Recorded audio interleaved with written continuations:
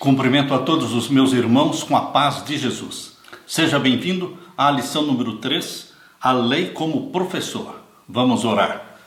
Pai querido que estás nos céus, na tua presença nós nos introduzimos, eu e os meus irmãos, confiando unicamente nos méritos de Jesus. Pedimos em nome de Jesus que o Senhor derrame o Espírito Santo sobre mim e os meus irmãos, ao abrirmos a tua palavra, ajudando-nos a entender a função e a bênção que a tua lei, a tua santa lei pode ser e será na nossa vida. Em nome de Jesus pedimos e agradecemos. Amém. A lei como professor. A lei de Deus nos foi dada e ela é tão eterna como o próprio Deus. O texto bíblico de Romanos capítulo 7 diz: a lei de Deus é santa, justa e boa. A lei é santa, justa e boa porque Deus é santo, justo e bom. O verso áureo diz: amarás, pois, o Senhor teu Deus de todo o teu coração, de toda a tua alma e de toda a tua força. Deuteronômio 6, 5. Ao advertir os Gálatas contra o legalismo, Paulo escreveu: se fosse promulgada uma lei que pudesse dar vida, a justiça, na verdade, seria procedente da lei. Gálatas 3, 21. Evidentemente, se alguma lei pudesse dar vida, esta seria a lei de Deus. Mas nem mesmo a lei de Deus pode dar vida. Esta não é a função da lei, dar vida. Vida só provém de vida. E Deus é a vida. Jesus Cristo disse: eu sou o caminho, a verdade e a vida. João 14, verso 6. Portanto, meus queridos, vida só provém de vida. A lei de Deus não foi dada para nos dar vida. A Escritura encerrou tudo sob o pecado, para que mediante a fé em Jesus Cristo fosse a promessa concedida aos que creem. Gálatas 3, 22. Todos nós estamos no mesmo pé de igualdade. Nós fomos nivelados no pecado. Todos nós nascemos pecadores, com a natureza pecaminosa, sem nenhuma condição de nos salvar por nós mesmos. E a lei de Deus não tem condições de salvar nenhum pecador. No entanto, se a lei não pode conceder vida aos pecadores, qual é o propósito da lei, além de mostrar a nossa necessidade da graça? Então, a lei teria apenas uma função negativa, existindo somente para nos mostrar nossos pecados? Não, a lei não tem somente uma função negativa. A lei também existe para nos indicar o caminho da vida, que é encontrado em Jesus Cristo somente. É disso também que se trata a verdadeira educação, porque a verdadeira educação nos conduz a uma vida de graça, de fé, de obediência a Cristo Jesus. Por esta razão, estudaremos nesta semana a função da lei de Deus na questão da educação cristã. Embora a lei não nos salve, veremos o que a lei ainda nos ensina sobre fé, sobre graça e o amor de Deus pela humanidade caída. Na parte de domingo, amar e temer a Deus. O livro de Deuteronômio contém as últimas palavras, os últimos conselhos, o último sermão de Moisés para o povo de Israel, para esta nova geração que iria entrar na terra prometida. Antes que o povo de Israel entrasse na terra prometida, Moisés tinha algumas palavras e instruções muito claras para dar. Vamos abrir a palavra de Deus em Deuteronômio capítulo 31. Deuteronômio capítulo 31 e vamos ver os versos 9 a 13. Deuteronômio capítulo 31 e os versos 9 a 13. Aqui nós lemos: e Moisés escreveu esta lei e a deu aos sacerdotes, filhos de Levi, que levavam a arca do concerto do Senhor, e a todos os anciãos de Israel. E deu-lhes ordem, dizendo: ao fim de cada 7 anos, no tempo determinado do ano da remissão, na festa dos tabernáculos, quando todo Israel vier a comparecer perante o Senhor teu Deus, no lugar que ele escolher, lerás esta lei diante de todo Israel aos seus ouvidos. Verso 12. Ajunta o povo, homens e mulheres, meninos e os teus estrangeiros que estão dentro das tuas portas, para que ouçam e aprendam e temam ao Senhor vosso Deus e tenham cuidado de fazer todas as palavras desta lei. E que seus filhos, que a não souberem, ouçam e aprendam a temer ao Senhor vosso Deus todos os dias que viverdes sobre a terra, a qual ides passando o Jordão a possuir. Queridos, hoje nós temos a bênção de ter a Bíblia em nossas mãos. Todos os lares têm Bíblias. Muitos lares têm diversas Bíblias, Antigo e Novo Testamento. Porém, naquele tempo, no Antigo Testamento, eles não tinham acesso aos escritos sagrados. Os escritos sagrados ficavam aos cuidados dos sacerdotes no templo. E aqui diz que de 7 em 7 anos eles deveriam ler o livro da lei para o povo de Israel na festa dos tabernáculos. Deus foi intencional nas maneiras de comunicar a sua lei para Israel. Ele tomou as providências para que as suas leis não fossem esquecidas. Por isso deveriam ser lidas constantemente. Assim, Deus é um educador longânimo. Ele ensinou, ele repetiu, ele enviou profetas e usou seus servos para transmitir a sua mensagem. E fez isso repetidas vezes. Muitos dos escritos do Antigo Testamento são essencialmente o esforço de Deus para ensinar o seu povo a seguir o caminho da vida. Observe nesses versos de Moisés como ele enfatizou a importância do ensino da lei para as gerações futuras. Especialmente o verso 13, capítulo 31, verso 13 diz: "E que seus filhos que a não souberem, ouçam e aprendam a temer ao Senhor vosso Deus todos os dias que viverdes sobre a terra, a qual ides passando o Jordão a possuir." Os pais deveriam ensinar os seus filhos as festas sagradas, o respeito a Deus, o temor a Deus, a obediência a Deus. Nós sabemos que o temor a Deus não é algo natural no ser humano.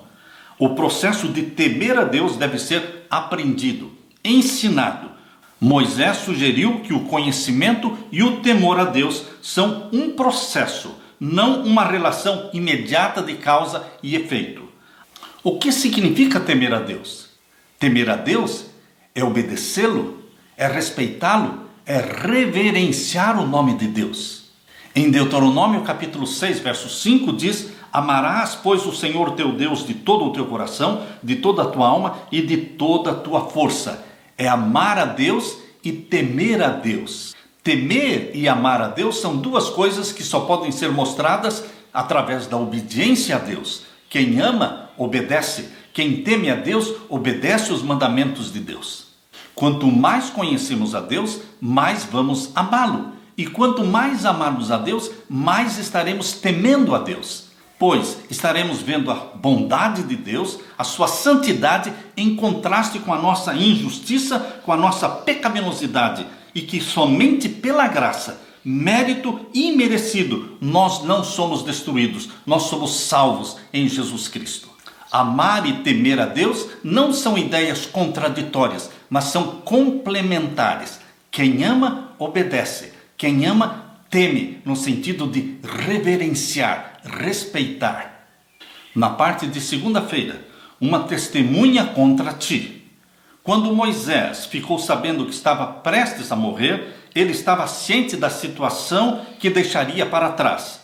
Moisés sabia que após a sua morte, o povo de Israel entraria, tomaria posse da terra prometida e que eles desfrutariam as bênçãos daquela terra que emana leite e mel. E com o tempo, eles se rebelariam contra Deus e se desviariam dos caminhos de Deus.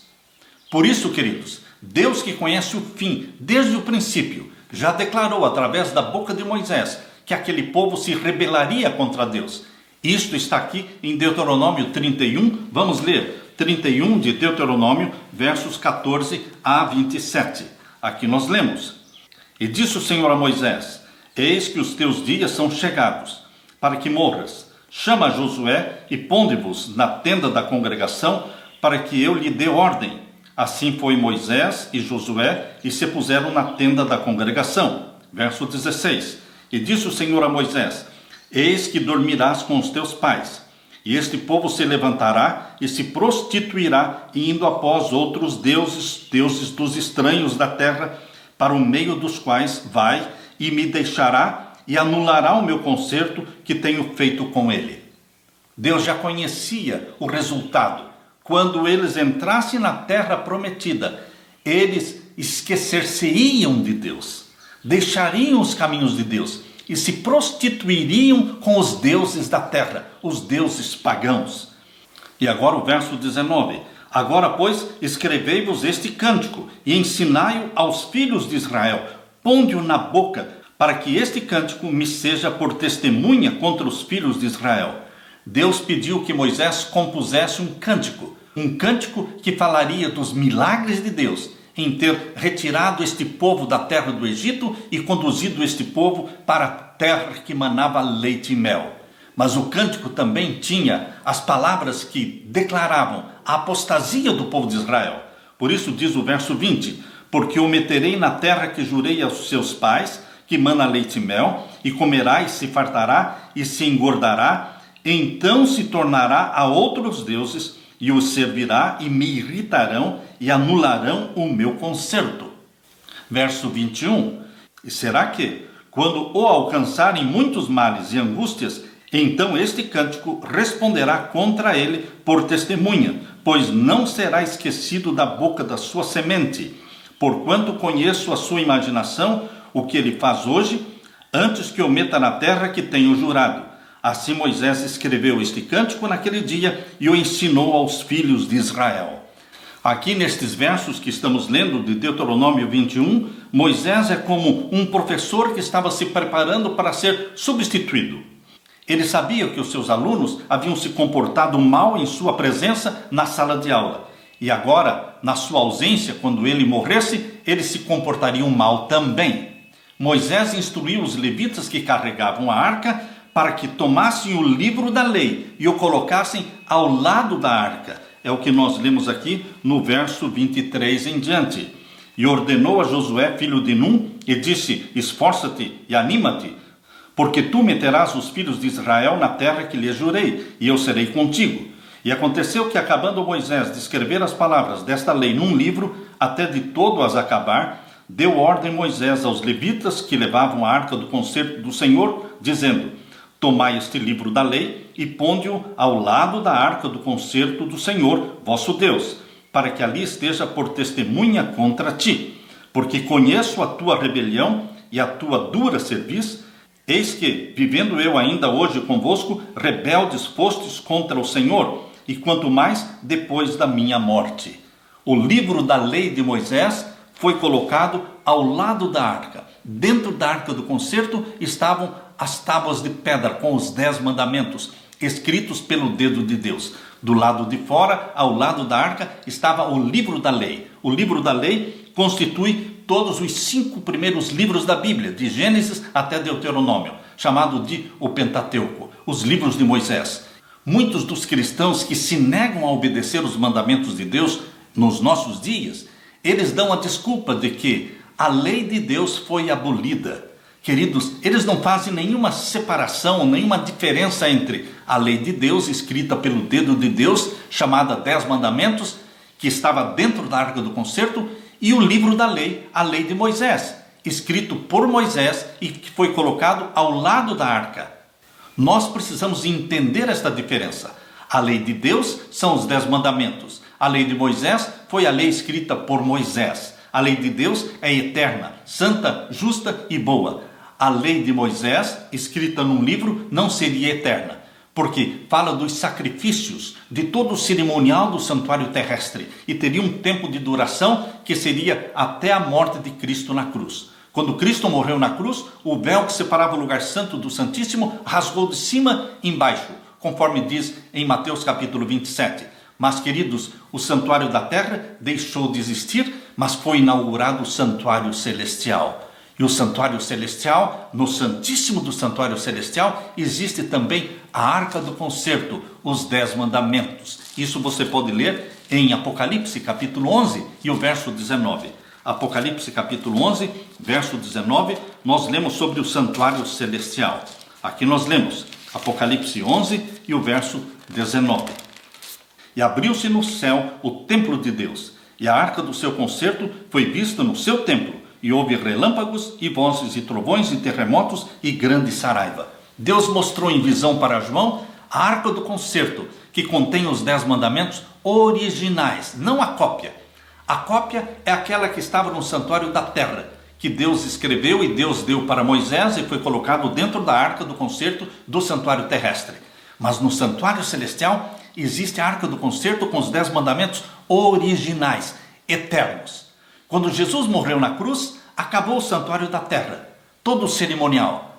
Jesus Cristo, depois de morrer no dia da Páscoa, foi sepultado e no dia das primícias, dia 16 de Nisan, ele ressuscitou e subiu ao céu. E queridos, no dia do Pentecostes, Jesus Cristo, 50 dias após a ressurreição de Jesus, no dia do Pentecostes, ele inaugurou o santuário celestial. Ele ungiu o lugar santo e o santíssimo do santuário celestial.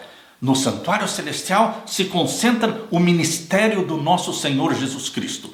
Todo o livro do Apocalipse gira em torno do ministério sacerdotal de Jesus no santuário celestial.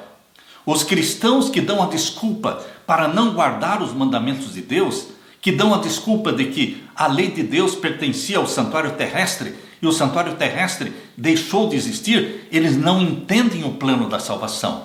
Eles não entendem que o santuário da terra era somente uma cópia, uma ilustração do santuário celestial, o verdadeiro tabernáculo, o verdadeiro santuário, onde Jesus Cristo trabalha como nosso sacerdote. E lá tem o lugar santo e tem o santíssimo. E no santíssimo está a arca do concerto com os 10 mandamentos. Os 10 mandamentos não foram abolidos.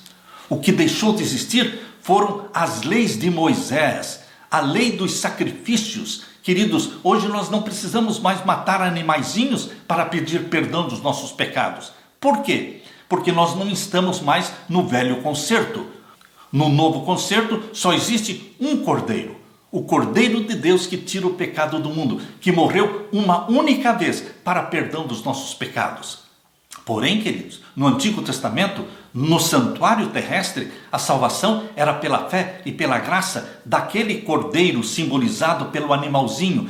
Cada vez que o cordeirinho era morto, estava simbolizando o Filho de Deus que um dia morreria pelo pecador. Portanto, a salvação não era pela lei no Antigo Testamento, era pela fé no sangue daquele animalzinho que simbolizava o Filho de Deus.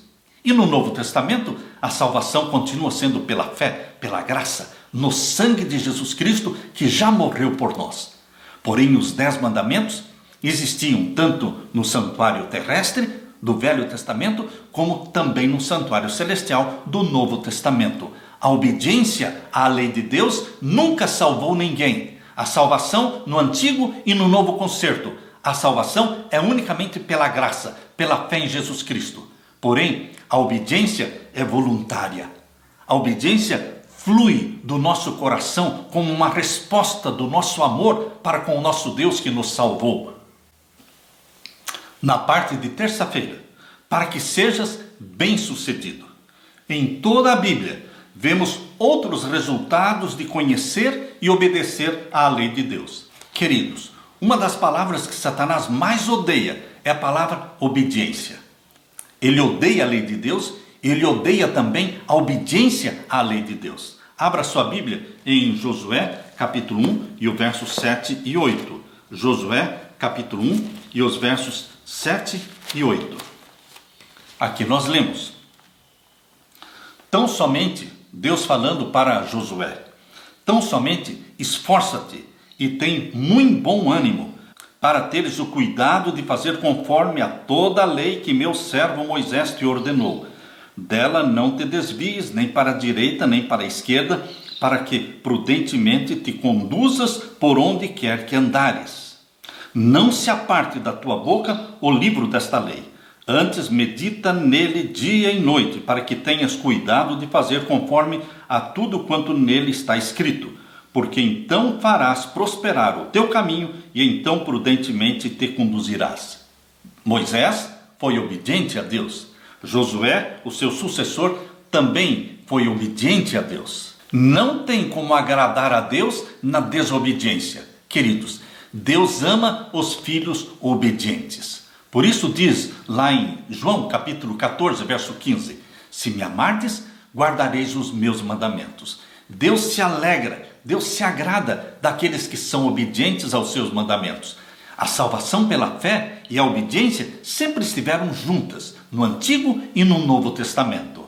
Abra sua Bíblia e vamos ler aqui em Apocalipse capítulo 12. Apocalipse capítulo 12 mostra para você que no Novo Testamento, debaixo da nova aliança, também a fé e a obediência estão unidas, juntas. Apocalipse 12 e o verso 17. Aqui nós lemos: então o dragão irou-se contra a mulher. O dragão é Satanás e a mulher é a igreja de Deus. E Satanás, o dragão, foi fazer guerra ao resto da sua semente. Não é uma igreja grande, é um resto, é um remanescente dos fiéis filhos de Deus que estão na terra. Foi fazer guerra ao resto da sua semente. Quem são eles? Os que guardam os mandamentos de Deus e têm o testemunho de Jesus Cristo. Queridos, esta marca, esta característica de obediência aos mandamentos de Deus esteve presente na vida do povo de Deus no Antigo Testamento, na Velha Aliança, e também é uma característica do povo de Deus do Novo Testamento dentro da Nova Aliança. Deus se alegra e Deus se agrada da sua obediência. A salvação é pela fé em Jesus Cristo, mas todos os salvos pela fé em Jesus Cristo têm prazer em obedecer os mandamentos de Deus. Porque aqueles que dizem que amam a Deus e não guardam seus mandamentos, a Bíblia chama de mentirosos. Abra sua Bíblia e vamos ler aqui na primeira carta de João. A primeira carta de João, capítulo 2. Primeira carta de João, capítulo 2, nós lemos o verso 3 em diante. E nisto sabemos que o conhecemos, se guardarmos os seus mandamentos. Como é que você sabe se você realmente ama a Deus? Se você guardar os mandamentos de Deus. Aquele que diz que ama a Deus e não guarda os seus mandamentos, a Bíblia diz, é mentiroso. Isto está no verso 4. Aquele que diz, eu conheço e não guarda os seus mandamentos, é mentiroso e nele não está a verdade. Você quer um verso mais claro do que este? Dentro do Novo Testamento, dentro da Nova Aliança, a obediência continua sendo indispensável na vida dos salvos em Jesus Cristo. Salvos em Jesus Cristo, salvos pela fé no sangue de Jesus Cristo, porém salvos para obediência.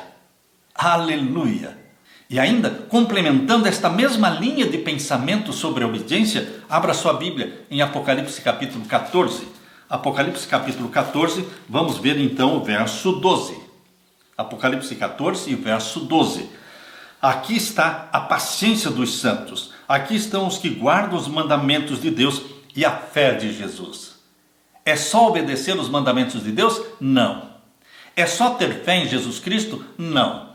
O povo de Deus tem a característica dupla: a fé em Jesus Cristo como Salvador e a obediência aos seus mandamentos. Exatamente como diz aqui em Apocalipse 14, 12. Vamos ler de novo. Aqui está a paciência dos santos. Aqui estão os que guardam os mandamentos de Deus e têm a fé de Jesus Cristo. Queridos, você está sendo convidado por Deus para fazer parte deste povo que crê em Jesus Cristo e unicamente em Jesus como Salvador. É o sangue de Jesus que nos salva, é a graça de Jesus que nos perdoa. Mas nós, salvos por Jesus Cristo, vamos ter prazer em obedecer os mandamentos de Deus. Obedecemos porque fomos salvos em Jesus Cristo. Aleluia! Na parte de quarta-feira, as lutas e dificuldades dos guardadores da lei. No passado, os filhos obedientes a Deus tinham lutas, dificuldades. E hoje, da mesma forma. Existem dois caminhos: o caminho largo, espaçoso, que conduz à perdição, e o caminho estreito, que conduz à vida eterna. Eu convido você para ler comigo Mateus capítulo 7. Aqui em Mateus capítulo 7, no verso 13 em diante. Entrai pela porta estreita, porque larga é a porta, e espaçoso o caminho que conduz à perdição, e muitos são os que entram por ela. O caminho que leva à perdição é palmilhado por multidões, por milhões e milhões. Quase que todas as igrejas andam no caminho da desobediência aos mandamentos de Deus. Mas o caminho que leva para a vida eterna é o caminho estreito. São poucos que andam nele. É somente o remanescente que tem a fé em Jesus Cristo e que guarda os mandamentos de Deus. Somente eles andam pelo caminho estreito. Verso 14. Porque estreita é a porta e apertado o caminho que leva à vida, e poucos há que a encontrem. Mas você está entre os poucos que foram salvos pela fé e pelo sangue de Jesus Cristo e tem prazer na obediência aos mandamentos de Deus. Convido você para ler segundo livro de Crônicas, capítulo 31, e vamos ver aqui o verso 20 e 21. Falando do rei Ezequias, que obedeceu a Deus, que andou nos caminhos de Deus, diz assim: e assim fez Ezequias em todo o Judá, e fez o que era bom e reto e verdadeiro perante o Senhor seu Deus, e em toda a obra que começou no serviço da casa de Deus e na lei e nos mandamentos para buscar o seu Deus, com todo o seu coração o fez e prosperou. Deus abençoou a Ezequias porque ele foi obediente, ele andou nos caminhos de Deus, obedeceu à lei de Deus. Porém, queridos, nós sabemos que viver em comunhão com Deus e ser obediente a Deus não é um salvo-conduto para não termos doenças, para não termos dificuldades, para não termos problemas na família. Ezequias era fiel a Deus, mas ele ficou doente, ele clamou a Deus, ele chorou, ele clamou com lágrimas, e Deus o ouviu, e Deus o curou. Porém, queridos, os últimos anos da vida de Ezequias foram anos de tristeza, de dissabor, de dificuldades, mas pela graça de Deus ele se salvou. A vida dos filhos de Deus hoje não é um mar de rosas, queridos. Existem espinhos na sua vida e na minha vida, existem dificuldades, existem problemas familiares, existem problemas de desemprego, existe problema financeiro, mas queridos, em nome de Jesus Cristo, nós somos salvos em Jesus, nós vivemos em obediência a Jesus e nós somos habilitados, nós somos animados a superar as dificuldades. Todos nós temos que passar pelo vale da sombra da morte, os tempos difíceis na nossa vida. Mas lembre-se, você não está passando pelo vale da sombra da morte sozinho. Tu estarás comigo, diz o Salmo 23. E a tua vara e o teu cajado me consolam. Jesus Cristo está com você nos momentos mais difíceis da sua vida e o carrega nos braços. No Novo Testamento nós lemos sobre João Batista, aquele de quem Jesus Cristo falou que entre os nascidos de mulher ninguém é maior do que ele. Queridos, João Batista, ele foi fiel a Deus no cumprimento do seu dever, mas ele foi decapitado. Ou seja, nós aqui neste mundo, nesta terra, nesta vida, nós não estamos isentos do sofrimento e nem também estamos isentos de morrermos como mártires. João Batista morreu como um mártir. Muitos mártires foram mortos durante a Idade Média, mais de 50 milhões de mártires.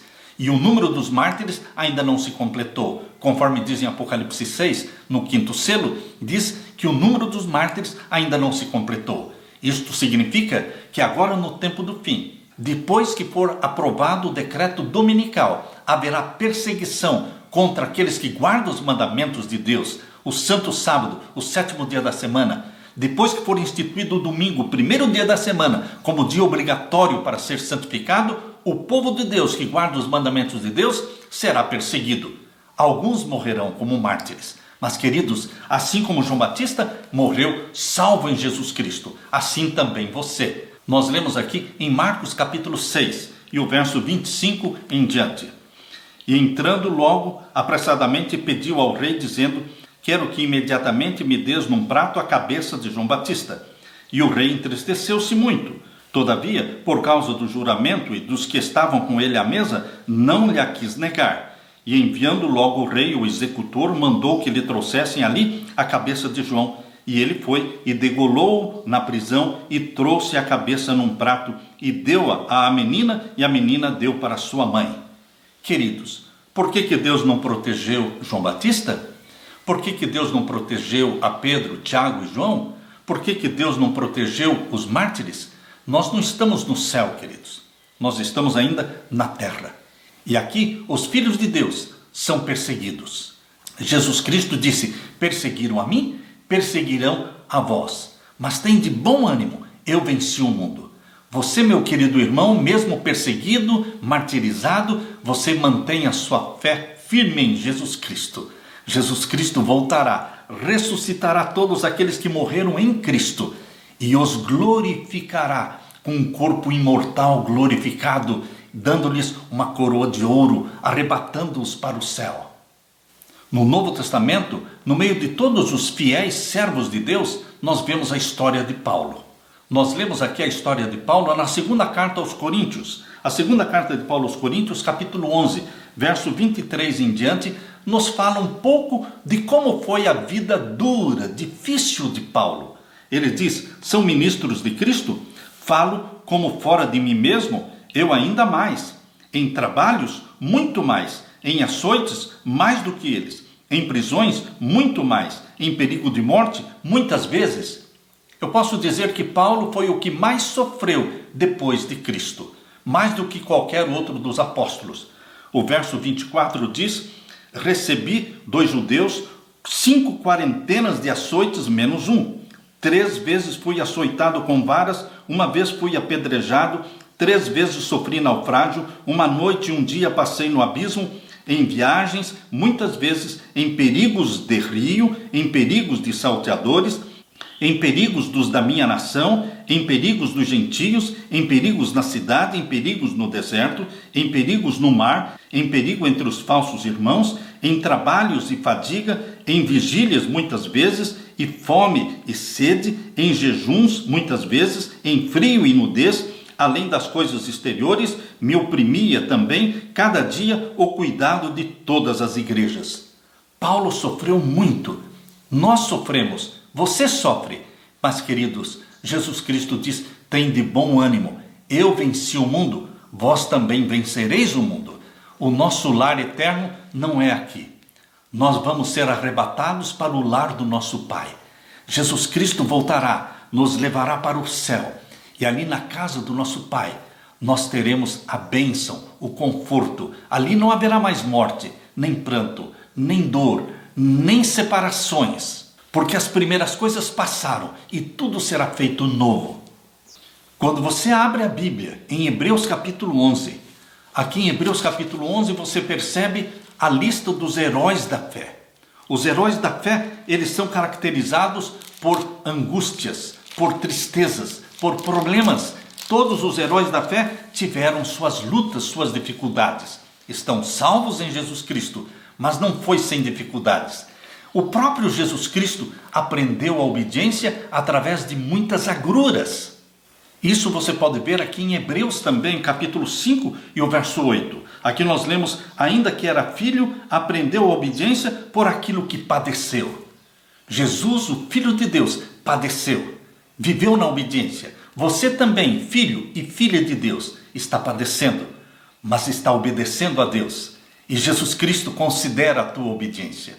Jesus Cristo não esquece de você. Ele virá nos buscar. Aleluia! Ele virá nos buscar e nos arrebatará para estarmos com Ele, para nunca mais nos separarmos dele. Aleluia! Na parte de quinta-feira, Jesus, o nosso exemplo. Que outro exemplo poderia ser dado para o cristão? Jesus é o melhor, é o maior, é o perfeito exemplo. Jesus Cristo pousa na sua frente, como um modelo, olhando para você e você olhando para Ele. E você precisa assimilar Jesus, você precisa copiar Jesus. Você se torna então uma xerox de Jesus Cristo nesta terra. Quando você passa pelas ruas, é Jesus Cristo passando pelas ruas. Quando você conversa com as pessoas, é Jesus Cristo conversando com as pessoas. Queridos, nós temos que nos inspirar em Jesus Cristo, refletir Jesus Cristo no nosso rosto, nas nossas palavras, nas nossas ações. Através do primeiro Adão entrou o pecado e com o pecado a morte. É isso que está em Romanos capítulo 5, verso 12. Romanos capítulo 5 e o verso 12, aqui nós lemos: pelo que como por um homem entrou o pecado no mundo e pelo pecado a morte, assim também a morte passou a todos os homens, por isso que todos pecaram. A morte veio pelo primeiro Adão. A salvação e a redenção, o resgate veio através do segundo Adão. Jesus Cristo é chamado de o último Adão. A Bíblia nos deixou o registro da vida de Jesus Cristo quando ele era ainda um juvenil, de 12 anos. Abra sua Bíblia em Lucas capítulo 2 e vamos ler Lucas capítulo 2, o verso 51. Aqui está falando da experiência de José e Maria quando levaram Jesus Cristo ao templo em Jerusalém, quando Jesus tinha 12 anos. E quando voltaram do templo, esqueceram Jesus lá no templo e viajaram um dia inteiro sem a presença de Jesus Cristo. Depois voltaram mais um dia viajando de volta para Jerusalém, até que no terceiro dia encontraram Jesus no templo. E aqui diz no capítulo 2 de Lucas, e o verso 48 em diante: e quando ouviram, maravilharam-se, e disse-lhe sua mãe: filho, por que fizeste assim para conosco? Eis que o teu pai e eu ansiosos te procurávamos. E ele lhes disse: por que é que me procuráveis? Não sabeis que me convém tratar dos negócios do meu pai? E eles não compreenderam as palavras que lhes dizia. E desceu com eles, e foi para Nazaré, e era-lhes sujeito. E a sua mãe guardava no seu coração todas estas coisas. E crescia Jesus em sabedoria, e em estatura, e em graça para com Deus e os homens. Depois deste incidente, quando Jesus Cristo tinha 12 anos, a Bíblia diz que ele voltou para Nazaré com seus pais e era-lhes sujeito. Jesus Cristo continuou sujeito aos pais terrestres, obediente, esperando o momento em que teria início o seu ministério. O seu ministério só teve início com o seu batismo, quando ele tinha 30 anos de idade. Jesus viveu numa família onde José já era viúvo quando se casou com Maria. E Jesus tinha irmãos e irmãs mais velhos do que ele. Imaginem como é viver numa casa onde você é o mais novo. Os outros querem mandar em você. Os outros querem pedir para você fazer os trabalhos que eles não desejam fazer. E queridos, os irmãos mais velhos de Jesus, que eram só filhos de José e não de Maria, eles não compreendiam a missão de Jesus Cristo. E queridos, ele sofreu naquela família, ele sofreu entre os irmãos, ele sofreu depois com os líderes da igreja judaica, ele sempre foi incompreendido. Por isso, queridos, nós podemos entender melhor este verso de Hebreus capítulo 5 e o verso 8. Falando de Jesus, disse: ainda que era filho, ainda que ele fosse filho de Deus, aprendeu a obediência. Ele não nasceu já sabendo a Bíblia, ele teve que ser ensinado no conhecimento da Bíblia. Ele teve que aprender a memorizar os versos da Bíblia. Jesus Cristo, quando criança, brincava e falava como criança. Mas, queridos, na medida em que ele foi crescendo, tendo como professora a sua mãe Maria, aprendeu a ler e a escrever aos pés de Maria, ele foi estudando a palavra de Deus, entesourando a palavra de Deus, aprendendo a obediência, aprendendo a ser desrespeitado pelos próprios irmãos mais velhos do que ele. E queridos, aqui quando lemos Hebreus capítulo 5 e o verso 8, nós podemos entender melhor. Ainda que era filho, aprendeu a obediência por aquilo que padeceu. Todos nós vamos ter que aprender a obediência pelo padecimento. É sofrendo, é sendo perseguido, é sendo injustiçado que nós aprendemos a obediência, aprendemos a submissão a Deus, a humildade de esperar em Deus, que Deus agirá a nosso favor. Deus nos levantará quando humilhados, Ele vai nos exaltar. Mas, queridos, à semelhança de Jesus Cristo, nós vamos aprender a obediência por tudo que nós padecemos. Abra sua Bíblia agora e vamos ler Filipenses capítulo 2 e o verso 8. Aqui nós lemos: e achado na forma de homem. Quando Jesus encarnou, nasceu da Virgem Maria, ele nasceu como homem. Ele nunca perdeu a divindade, mas ele não viveu como Deus na terra, ele viveu como homem. Aqui diz: e achado na forma de homem, humilhou-se a si mesmo, sendo obediente até a morte, e morte de cruz. Queridos, ninguém sofreu mais do que Jesus Cristo, mas ele foi obediente até a morte, e a morte de cruz. E agora eu convido você para ler comigo o Evangelho de João, João capítulo 8. João capítulo 8, verso 28 e 29. Disse-lhes, pois, Jesus: quando levantardes o Filho do Homem, então conhecereis quem eu sou, e que nada faço por mim mesmo, mas falo como o Pai me ensinou. Jesus Cristo aqui está falando da morte que ele teria. Ele seria levantado no madeiro. Quando eu for levantado no madeiro, quando eu for crucificado, vocês vão saber quem eu sou. Eu sou o Filho de Deus. Eu sou aquele que é chamado o Messias. Eu sou o Cordeiro de Deus que tira o pecado do mundo. Eu vim para morrer na cruz, para que vocês sejam salvos. Por isso Jesus está dizendo: quando eu for levantado, todos saberão quem eu sou. Eu não sou somente um profeta, eu não sou somente o fundador de uma religião chamada cristianismo. Eu sou o Filho de Deus, eu sou o Salvador do mundo. E isto é compreendido quando nós olhamos para a cruz do Calvário. Por isso Jesus disse: quando levantardes o Filho do Homem, então conhecereis quem eu sou, e que nada faço por mim mesmo, mas falo como o Pai me ensinou. Ele viveu na terra uma vida de submissão ao Pai. Por isso, antes de morrer na cruz, ele por 3 vezes orou: Pai, se possível, passa de mim este cálice. Humanamente falando, Jesus Cristo não queria enfrentar a morte de cruz. E ele pediu para o Pai passar dele o cálice da morte.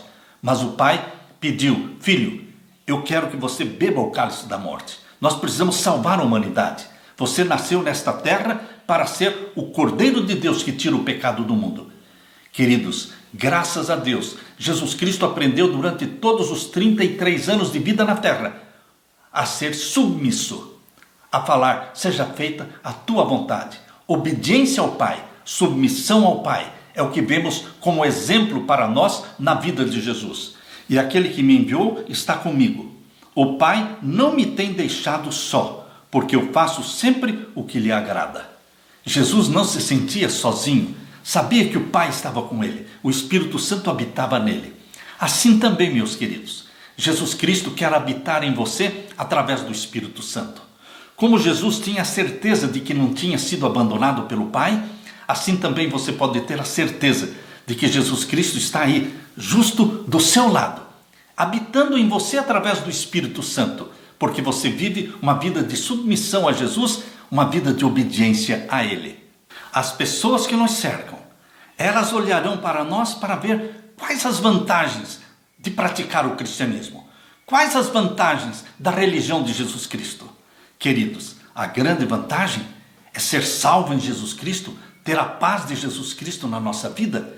A grande vantagem é ter Cristo refletido no nosso rosto. As pessoas precisam ver Cristo no seu rosto, na sua vida. Existia uma choupana onde ali estava uma mulher pobre, doente, estava definhando. Ela tinha feridas no seu corpo. E um dia, uma jovem missionária, uma jovem cristã, fazendo uma visita pela favela, passou na frente desta choupana, a porta estava aberta e ela entrou.